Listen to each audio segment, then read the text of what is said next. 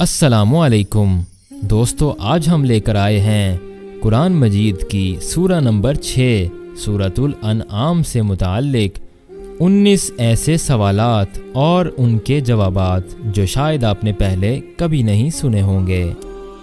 قرآن مجید کی چھٹی سورہ ترتیب کے لحاظ سے کون سی ہے؟ سورۃ الانعام۔ نزول کے لحاظ سے سورۃ الانعام قرآن پاک کی کون سی سورہ ہے؟ 55ویں سورہ۔ سورۃ الانعام مکی سورہ ہے یا مدنی سورہ؟ یہ مدنی سورہ ہے۔ سورۃ الانعام میں انعام کے لغوی معنی کیا ہیں؟ مویشی۔ سورۃ الانعام کا موضوع بحث کیا ہے؟ توحید اور رسالت۔ کیا سورۃ الانعام مکمل نازل ہوئی تھی؟ جی بالکل۔ سورہ انعام کس مقام پر نازل تھی؟ حضرت صلی اللہ علیہ وآلہ وسلم۔ سورۃ الانعام میں کس شخصیت کے بارے میں درج ہے کہ وہ دنیا میں سب سے پہلے مسلمان ہیں؟ حضرت صلی اللہ علیہ وآلہ وسلم کے بارے میں آیت نمبر 163 میں سورہ انعام کے نزول کے وقت حضرت صلی اللہ علیہ وآلہ وسلم کس جانور پر سوار تھے؟ اونٹنی قصوہ پر۔ سورۃ الانعام کی کس آیت میں مکہ کو ام القریٰ کہا گیا ہے؟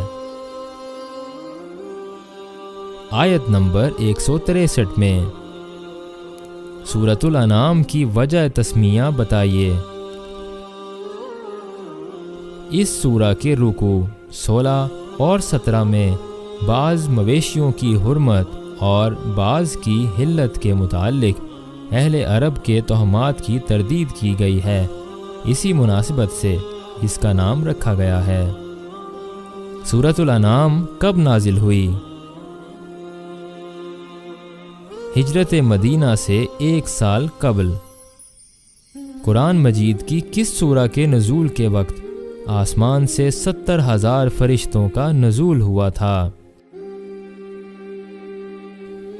سورۃ الانعام کے نزول کے وقت۔ سورۃ الانعام کے نزول کے بعد حضرت صلی اللہ علیہ وآلہ وسلم نے اس کو کب قلم بند کروایا تھا؟ اسی رات جب یہ نازل ہوئی تھی۔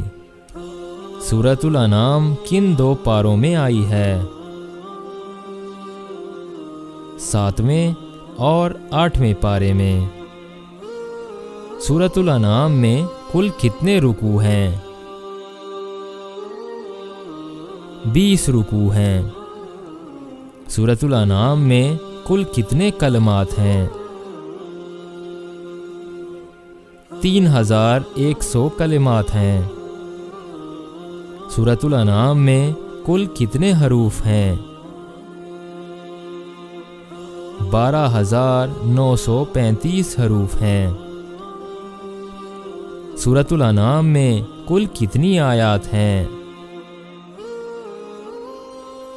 165 آیات ہیں۔